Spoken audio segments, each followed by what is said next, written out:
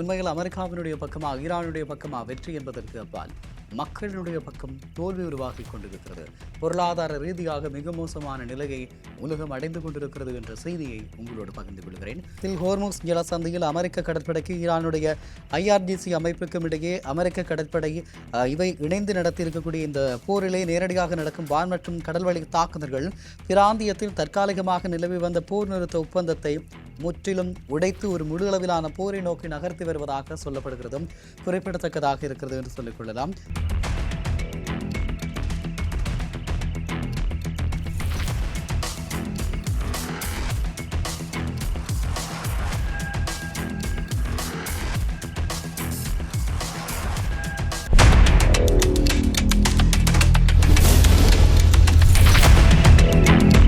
ஒளி படைத்த கண்ணும் உறுதி கொண்ட நெஞ்சும் வழி கடந்து வரும் நிதர்சனத்தின் தளம் அதிர்வு.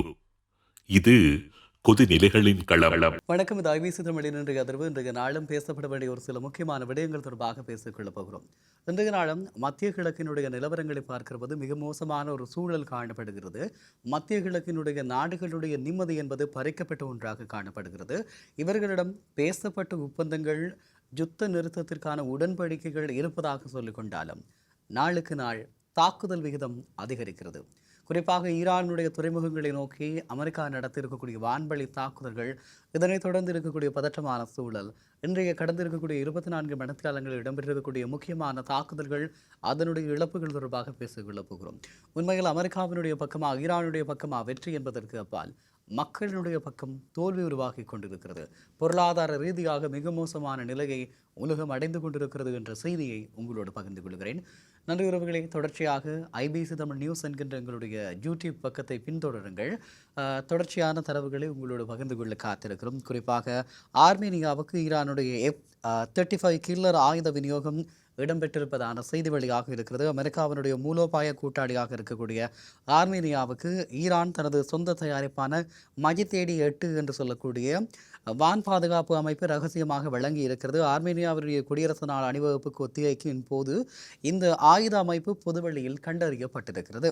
அதே நேரம் இது தொடர்பாக ஆராய முற்படுகிற போது கடந்த 2024 ஜூலை மாதத்தில் 2 நாடுகளுக்கும் இடையில் ரகசியமாக கையெழுத்தான $500 மில்லியன் மதிப்புள்ள பெரிய ஆயுத ஒப்பந்தத்தின் ஒரு பகுதியாக இது காணப்படுகிறது. இந்த ஒப்பந்தத்தின்படியாக சஹிட் 136 மற்றும் முகாஜர் உள்ளிட்ட ட்ரோன்களையும் ஈரான் ஆர்மேனியாவுக்கு வழங்கியிருப்பதாக சொல்லப்படுகிறதும் குறிப்பிடத்தக்கதாக இருக்கிறது. அமெரிக்கா மற்றும் இஸ்ரேலினுடைய கடுமையான குண்டுவீச்சுகளுக்கு மத்தியில் ஈரானால் இன்னும் அதிநவீன இராணுவ ஆயுதங்களை தயாரிக்க முடிகிறது என்பது இது வாஷிங்டன் மற்றும் டெல் அவீவ் ஆகிய நாடுகளுக்கு உணர்த்தி இருப்பதாக செய்திகள் குறிப்பிடப்படுகிறது. அதாவது தொடர்ச்சியான தாக்குதல்கள் இடம்பெற்றுக் கொண்டிருக்கிறது, அழிவுகள் இடம்பெற்றுக் கொண்டிருக்கிறது. இப்போதும் ஆயுதம் உற்பத்தி செய்து இவர்கள் ஏற்றுமதி செய்து கொண்டிருக்கிறார்கள். மஜித்-8 என்று சொல்லக்கூடிய இதனுடைய சிறப்பம்சங்கள் தொடர்பாக பார்க்கிற போது இது குறுகிய தூரம் மற்றும் குறைந்த உயரத்தில் பறக்கும் இலக்குகளை தாக்கும் ஏவுகணை அமைப்பாக காணப்படுகிறது. இது ரேடார் சிக்னல்களை வெளியிடாமல் இன்ஃப்ராஸ்ட்ரக்ட் தொழில்நுட்பம் மூலமாக இலக்குகளை தேடி தாக்குவதில் எதிரி விமானங்களால் இதை எளிதில் கண்டறியவோ அல்லது ஜாம் செய்யவோ முடியாது என்று சொல்லப்படுகிறது, குறிப்பிடத்தக்கதாக காணப்படுகிறது.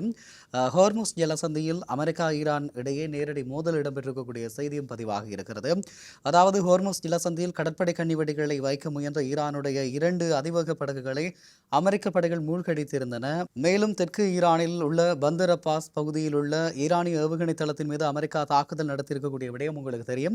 இப்படியான ஒரு சூழ்நிலையில் அமெரிக்காவினுடைய அதிநவீன MQ-9 ட்ரீப்பர் உளவு ட்ரோன்களை ஈரான் சுட்டு வீழ்த்தியதாக ஐஆர்ஜிசி உரிமை கோரியிருக்கிறது. அமெரிக்காவினுடைய மிக அதிநவீன 5ஆம் தலைமுறை போர் விமானமான F-35 மற்றும் RQ-4 உளவு விமானம் ஆகியவை ஈரானிய வானிலைக்குள் நுழைய முயன்ற போது ஈரான் படைகள் அவற்றின் மீது துப்பாக்கிச்சூடு நடத்தி விரட்டி அடித்ததாக கூறப்படுகிறது. இந்த மோதலை தொடர்ந்து பந்தர் அப்பாஸ், இல்ஃபகான் மற்றும் கமான்ஷா உள்ளிட்ட பல முக்கியமான ஈரானிய நகரங்களில் வான் பாதுகாப்பு அமைப்புகள் தீவிரமாக செயற்பட்டன மற்றும் பலத்த வெடிச்சத்தங்கள் கேட்டது என்பது குறிப்பிடத்தக்கதாக இருக்கிறது. பந்தர் அப்பாஸ் துறைமுக நகரத்தில் மட்டும் 13க்கும் மேற்பட்ட குண்டு வெடிப்புகள் நிகழ்ந்திருப்பதாகவும் பதிவாகி இருக்கிறது உள்ளூர் ஊடகங்களுடைய செய்திகளின் பிரகாரம். இந்த நிலையில் பிராந்திய மற்றும் பொருளாதார தாக்கம், குறிப்பாக ஆர்மேனியா மற்றும் ஈரான் உறவு, ஆர்மேனியாவினுடைய ஒட்டுமொத்த சர்வதேச வர்த்தகத்தில் 30% ஈரானுடைய 44 கிலோமீட்டர் எல்லை வழியாக நடக்கிறது.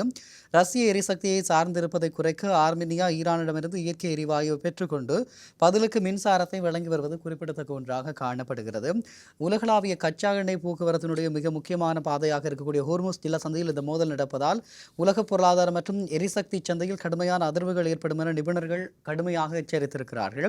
அமெரிக்காவுடன் நெருங்கிய உறவில் இருக்கும் ஆர்மேனியாவிற்கு ஈரான் ஆயுதங்களை வழங்குவது சர்வதேச அரசியலில் ஒரு புதிய திருப்பமாக கருதப்படுகிறது. அதே நேரத்தில் ஹோர்முஸ் ஜலசந்தியில் அமெரிக்க கடற்படைக்கு ஈரானுடைய IRGC அமைப்புக்கும் இடையே அமெரிக்க கடற்படை இவை இணைந்து நடத்தியிருக்கக்கூடிய இந்த போரிலே நேரடியாக நடக்கும் வான் மற்றும் கடல்வழி தாக்குதல்கள் பிராந்தியத்தில் தற்காலிகமாக நிலவி வந்த போர் நிறுத்த ஒப்பந்தத்தை முற்றிலும் உடைத்து ஒரு முழு அளவிலான போரை நோக்கி நகர்த்தி வருவதாக சொல்லப்படுகிறதும் குறிப்பிடத்தக்கதாக இருக்கிறது என்று சொல்லிக் கொள்ளலாம். அதே நேரத்தில் இன்னும் ஒரு தகவல், பெர்சியன் வளைகுடாவிலே அமெரிக்க ஈரான் வான்வழி மோதல் இடம்பெற்றிருக்கிறது. அமெரிக்காவினுடைய F-35 போர் விமானம் விரட்டி அடிக்கப்பட்டிருக்கக்கூடிய விடயம், ஈரானின் பந்தர் அப்பாஸ் பகுதிக்கு அருகே ஈரான் வான எல்லைக்குள் நுழைய முயன்ற அமெரிக்காவினுடைய அதிநவீன F-35 ஸ்டெல்த் போர் விமானத்தை ஈரானிய இஸ்லாமிய புரட்சிகர காவல் படை தங்களின் புதிய வான் பாதுகாப்பு அமைப்பு மூலமாக துல்லியமாக கண்காணித்து ஏவுகணையை ஏவி இருக்கிறது.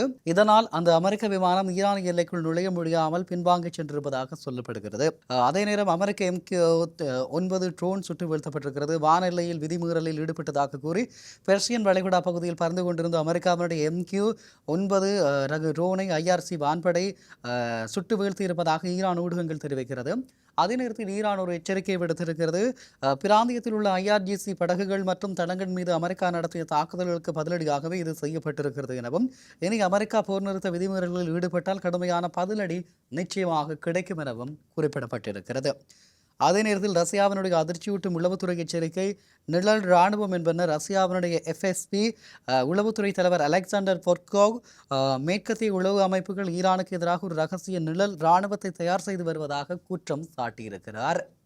இப்படியான ஒரு சூழ்நிலையில் சிறிய சிறைகளில் அடைக்கப்பட்டிருக்கக்கூடிய முன்னாள் ICS மற்றும் பிற ஜிகாதி அமைப்புகளைச் சேர்ந்த தீவிரவாதிகளை மேற்கத்திய நாடுகள் ஈராக்கில் உள்ள சிறப்பு முகாம்களுக்கு மாற்றி வருவதாகவும் அவர்களை ஈரானுக்கு எதிராக பயன்படுத்த திட்டமிட்டிருப்பதாகவும் ரஷ்யா குறிப்பிடுகிறது. அதே நேரத்தில் இந்த தீவிரவாதிகள் பலர் சோவியத் ஒன்றியத்தைச் சேர்ந்த நாடுகளிலிருந்து வந்தவர்கள் என்பதால் அவர்கள் எதிர்காலத்தில் மத்திய ஆசிய நாடுகளுக்கு, ரஷ்யாவின் அண்டை நாடுகளுக்கும் பெரிய பாதுகாப்பு அச்சுறுத்தலாக மாறுவார்கள் என ரஷ்யா எச்சரித்திருக்கிறது. அதே நேரத்தில் ஈரானுடைய பாதுகாப்பு அமைப்பில் ஏற்பட்டிருக்கக்கூடிய முக்கிய மாற்றம், புதிய தேசிய பாதுகாப்பு தலைவர், அதாவது ஈரானுடைய உச்ச தேசிய பாதுகாப்பு கவுன்சிலுடைய புதிய தலைவராக முகமது பால்கர் சுல்காட் பொறுப்பேற்றிருக்கிறார். அவர் தனது முதல் உரையிலேயே அமெரிக்கா மற்றும் இஸ்ரேலுக்கு எதிராக ஈரான் ஒருபோதும் பின்வாங்காது என்று, எதிரிகளை வீழ்த்தும் வரை இந்த ஆயுதமேந்திய போராட்டம் தொடரும் எனவும் கடுமையான துணியில் பேசியிருக்கிறார். அதே நேரத்தில் இஸ்ரேலிய தாக்குதலில் கொல்லப்பட்ட முன்னாள் தலைவர் அலி லாரிஜானியினுடைய மறைவுக்கு பின்னர் இவர் நியமிக்கப்பட்டிருக்கிறார். சுல்காட் இதற்கு முன் IRGCயினுடைய இரண்டாவது மிக முக்கிய தளபதியாக பணியாற்றியவர் என்பதால் ஈரானின் மிக உயரிய முடிவெடுக்கும் அதிகாரத்தில் IRGCயினுடைய ஆதிக்கம் மேலும் அதிகரித்திருப்பதை காட்டுகிறதும் குறிப்பிடத்தக்கதாக இருக்கிறது. பெர்சியன் வளைகுடாவில் அமெரிக்க போர் விமானங்கள் மீதான தாக்குதல்கள் மற்றும் ஈரானின் மிக தீவிரமான புதிய இராணுவ தலைமை மாற்றம் ஆகியவை இந்த பிராந்தியத்தில் எந்த நேரமும் ஒரு பெரிய நேரடி போர் வெடிக்கலாம் என்கின்ற ஆபத்தான சூழலை உருவாக்கி இருக்கிறது. மேலும் ரஷ்யாவின் உளவுத்துறை அறிக்கைகள் இந்த மோதலில் உலக வல்லரசு நாடுகளின் நிழல் யுத்தமும் பின்னணியில் தீவிரமடைந்திருப்பதையும் உறுதிப்படுத்தி இருக்கிறது என்று கூட சொல்லிக் கொள்ளலாம். இப்படியான ஒரு நிலைமை இருக்கிறது என்பதனை நாங்கள் பேசிக் கொண்டிருக்கக்கூடிய நிலையில் ஹிஸ்புல்லாவினுடைய தீவிர தாக்குதல்கள் இடம்பெற்றிருக்கிறது. தெற்கு லெபனானுக்கு முன்னேறி வரும் இஸ்ரேலிய படைகளை குறித்து ஹிஸ்புல்லா ஒரே நாளில் 32 இடங்களில் தாக்குதல்களை நடத்தி இருக்கிறது. இஸ்ரேலிய படைகளுக்கு எதிராக வெடிபொருள் நிரப்பப்பட்ட ட்ரோன்கள், ஏவுகணைகள் மற்றும் பீரங்கி தாக்குதல்களை ஹிஸ்புல்லா ஒருங்கிணைந்து நடத்தி வருகிறது. இஸ்ரேலினுடைய வடக்கு எல்லையிலுடைய சோமாரா போன்ற குடியிருப்பு பகுதிகள் மற்றும் இராணுவ முகாம்கள் மீது ட்ரோன் தாக்குதல் நடத்தப்பட்டிருக்கிறது. மேலும் இஸ்ரேலினுடைய மிர்காவா போர் டேங்குகள் மற்றும் இராணுவ வாகனங்கள் ஏவுகணைகள் மூலம் அளிக்கப்பட்டதாக ஹிஸ்புல்லா உரிமை கோரியிருக்கிறது. அதே நேரத்தில் இஸ்ரேலினுடைய கடுமையான பதில் தாக்குதல்களும் இடம்பெற்றிருக்கிறது. லெபனானினுடைய பெக்கா பள்ளத்தாக்கு உட்பட்ட பல பகுதிகளில் இஸ்ரேல் 180க்கும் மேற்பட்ட வான்வழி தாக்குதல்களை நடத்தி இருக்கிறது. ஹிஸ்புல்லாவினுடைய இராணுவ உட்கட்டமைப்புகள், ஆயுத கிடங்குகள் மற்றும் ஏவுதளங்கள் அளிப்பதே தங்களுடைய நோக்கம் என இஸ்ரேல் பாதுகாப்பு படை தெரிவித்திருக்கிறது. தெற்கு லெபனானில் ஹிஸ்புல்லாவினுடைய ரத்வான் சிறப்பு படைக்கு சொந்தமான ரகசிய ஆயுத கிடங்கு ஒன்றை இஸ்ரேலிய படையினர் கண்டறிந்து அளித்திருக்கிறார்கள். அதே நேரத்தில் இஸ்ரேலினுடைய தொடர் வான்வழி தாக்குதல்களால் பெண்கள், குழந்தைகள் உட்பட லெபனானில் பல பொதுமக்கள் மக்கள் உயிரிழந்து வருகிறார்கள். ஒட்டுமொத்த மோதலில் லெபனானில் உயிரிழந்தோர் எண்ணிக்கை 3000-ஐ தாண்டி இருக்கிறது. எல்லையோர சண்டைகளால் லெபனானில் இருந்து 1.2 மில்லியனுக்கு அதிகமானவர்கள் தங்கள் வீடுகளை விட்டு வெளியேறி அகதிகளாக இருக்கிறார்கள். பொருளாதார சேதத்தை பொறுத்தவரை 2024 முதல் நடந்து வரும் மோதல்களால் லெபனானில் சுமார் $25 பில்லியன் அளவுக்கு நேரடி மற்றும் மறைமுக பொருளாதார இழப்பு ஏற்பட்டிருப்பதாக சொல்லப்படுகிறது என்பதையும் சொல்லிக்கொள்ளலாம். இப்படியாக மிக மோசமான ஒரு நிலையில் மத்திய கிழக்கு இருந்து கொண்டிருக்கிறது. ராணுவ மோதல்கள் தொடர்ந்து கொண்டிருக்கிறது. பதில் தாக்குதல், எதிர் தாக்குதல் என்று சொல்லி கடுமையான யுத்தம் இடம்பெற்றுக் கொண்டிருக்கிறது. தொடர் தரவுகளை உங்களோடு பகிர்ந்து கொள்ள காத்திருக்கிறோம். நன்றி உறவுகளே. மற்றும் ஒரு இன்றைய அதனூடாக உங்கள் அனைவரையும் சந்திக்கிறேன். வணக்கம்.